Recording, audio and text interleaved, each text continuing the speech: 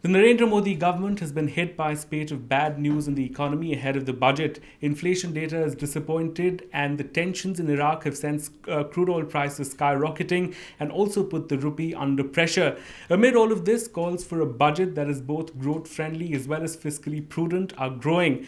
Just how is Finance Minister Arun Jaitley going to walk that tightrope? Joining me on Budget Byte today is Sajjid Chinoy, Chief Economist at JP Morgan India, to share his views and expectations on Budget 2014. Sajjid, thanks for joining us. My first question, do you think realistically it's going to be a difficult budget for this government, given the mismatch between high expectations and the not so pleasing reality of the economy? It is, because expectations are running very high, but I think the government's done a good job in trying to tame those expectations down. I think they'll use this budget both to, in a way, convey their near-term priorities, but also as a grander vision statement for how they plan to tackle manufacturing, tax policy, foreign direct investment. I think the trick is going to be, how do you, as you pointed out, how do you balance fiscal consolidation, which is very important, with the fact that you need to give some public investment boost. And I think that challenge of rebalancing expenditures at the same time achieving fiscal consolidation is going to be foremost for the finance minister. Right. Narendra Modi, of course, has said that there are going to be several unpopular and tough decisions that will need to be taken. So in the context of those statements, what do you think are the 4 or 5 things that need to be done to sort of spruce up the economy in the immediate term? So I think the first thing we have to recognize is that, as you pointed out, that continuing on a path of fiscal consolidation is critical to preserving macroeconomic stability. Together, if you add the deficit of the center and the states and look at contingent liabilities of electricity boards, we're looking at 8% of GDP, Correct. Among the highest deficits in the world. That's unsustainable. So I think the first priority is continue down that path. Now, consolidation means making difficult choices. Sure. Either revenues have to go up or expenditures have to come down, and neither of those is necessarily popular. My sense is what you'll have to see is that you want to inject more public investment. That's come down to worryingly low levels. You want to begin the path of rationalizing, especially urban subsidies and potentially some non-targeted rural subsidies. But that's tricky in a year where the monsoon is not normal. So the question is, how do you inject more public investment while reducing the fiscal deficit? And I think one way of achieving that is to push very hard on disinvestment. That at these kind of valuations, if you can disinvest smartly, aggressively through strategic sales, you generate the resources to increase public investment, at the same time continue with fiscal consolidation. Sure, and we'll come to each of these points that you just raised one by one. On fiscal consolidation, of course, Arun Jaitley has said it's very important, but what are economists and global investors watching out for? Is it a reworked, more credible fiscal deficit number, or is it a more credible sort of path towards fiscal consolidation? I think that it's the latter, that you want a credible roadmap towards achieving a fiscal deficit of maybe 3% 3 years from now. So if the actual deficit this year were to move from 4.1 to 4.3, no one's going to worry about it, as long as there is a credible roadmap down the line to bring it down. I think that is going to be the key. In the interim budget, the tax growth assumptions were quite ambitious. I think achieving 19% growth in tax collections this year, given where economic growth will be, is going to be very challenging. So I would hope that the new finance minister tame down those growth rates. And to do that, you either have to increase non-tax revenues or you have to show credible signs of cutting expenditures. So one of those things has to happen. Right, and also given that this government is going to have a priority of boosting investments and getting the investment cycle back on track, spending on infrastructure, is there a reality that the 4.1% target would be breached and we're looking at a much higher fiscal deficit number? I would hope it's not much higher. The current deficit is 4.5. If the finance minister were to say, we're going to target a number of 4.3, given the situation currently, given the prospect of a bad monsoon, because remember, that will result in some automatic stabilizers. The demand for Enrega may go up. You may need to put together some fiscal packages. So given that shock, if you were to say, 4.3 or thereabouts, nobody would bat an eyelid. I'd be surprised if the number actually went up and you had fiscal easing, because to the extent that the government has said repeatedly inflation is their top priority, it's hard to reconcile that with an easier fiscal stance. So from that standpoint, what do you think is going to be this government's thinking on reworking subsidies or some of those social schemes that were unleashed under UPA 2?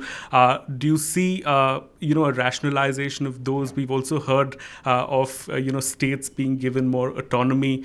So in some sense, changing the composition of these schemes to derive more savings. Absolutely. I think the new government has made all the right noises that you certainly want to provide a safety net, but you want it to be much more targeted given fiscal constraints. So I suspect what you'll see is in all of these programs over time, not just in this budget, whether it's the Food Security Act, whether it's NREGA, that you will find mechanisms to either make asset creation more productive or make the subsidy itself far more targeted.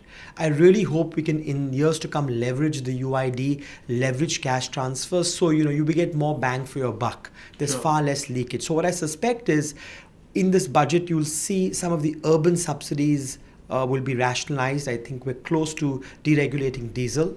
I would hope at some point fertilizer subsidies begin to get rationalized, and we have a game plan for making the Food Security Act much more targeted. I think that graded path I think will be important. Right. You mentioned fuel, of course, diesel deregulation. Do you see that coming through in this budget? What sort of fuel reforms are you hoping would come through, given also that we possibly going to see a period of high crude oil prices? Yeah. I think that just continue with what the previous government had done. People had said, it's impossible to raise diesel prices. The previous government showed if you do this in a graded, predictable manner, people will come to live with that. So I think the 50 paise a month mechanism, if it ain't broken, don't fix it. Continue down that path. In about 6 or 7 months, given where crude prices are, diesel prices should be deregulated. And once they are, consumers will get used to the fact that, one day at the pump prices are higher, next week they could be lower. We're living with deregulated petrol prices. I don't see why we can't live with deregulated diesel prices. Sure. You spoke about divestment in your first answer. What sort of approach do you think this government is going to have in divestment? Because there have been talks that Narendra Modi is possibly more prone to wanting to reform PSUs and to make them profitable rather than divest. Is that a threat to actually the 36,000 odd crore rupee divestment target we have? Or do you think, there is no choice in that we have to raise that kind of revenue through divestment? I think if you look at the fiscal math that we just described to achieve all these objectives, it's very hard to make these numbers credible without going down significant divestment. I completely understand the Prime Minister's sort of intention to make these enterprises more autonomous, but market discipline does wonderful things for professionalizing such enterprises. So I think if you disinvest, you will bring in a corporate culture and markets keep you honest.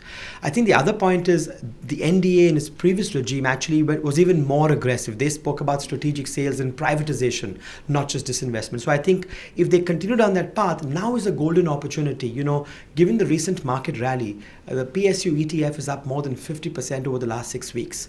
Now is the time to tactically take advantage of that, raise those resources which you can plow into public investment. It's important that those resources not be squandered on current expenditures, but be earmarked for public investment, because if the government were to even succeed in clearing all these projects, financing constraints in the private sector will still bind. Sure. Let's come to inflation. We've seen WPI numbers at 5-month highs. I think food prices continue to remain sticky. We're now working with a monsoon that's perhaps going to be playing through. And given this, what are the 4-5 things that need to be done immediately to bring inflation down? I mean, the manifesto talks about things like unbundling of the FCI functions, a price stabilization fund, a crackdown on hoarding, and so on. But all of these presumably will, get you medium-term results. That's right.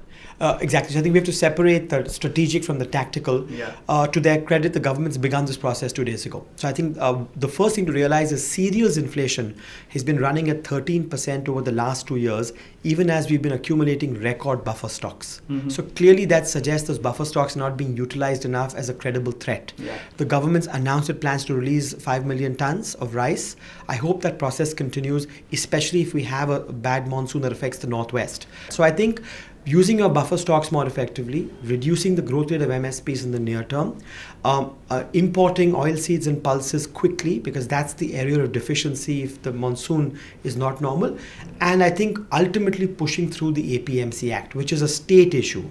If the government can really press on states to liberalize or denotify fruits and vegetables from the APMC Act, that will go a long way in moderating perishable inflation. So I think those 3-4 steps will be important. Right. Last question, Sajjid. And are we looking at this budget as, with too much of anticipation, or do you think it can have the potential, at least in terms of setting a goal to get India back on the 7.5% growth track in the medium term?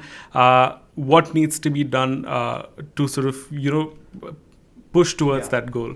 The government's been in office for less than a month. I think it's unfair to place every possible expectation on this budget. I keep saying this is not a T20 match, it's a test match, and this is the first morning of a test match, so we must give the government enough time. All right, Sajjid, we wait and watch for that. Thanks for talking to Business Standard. Pleasure.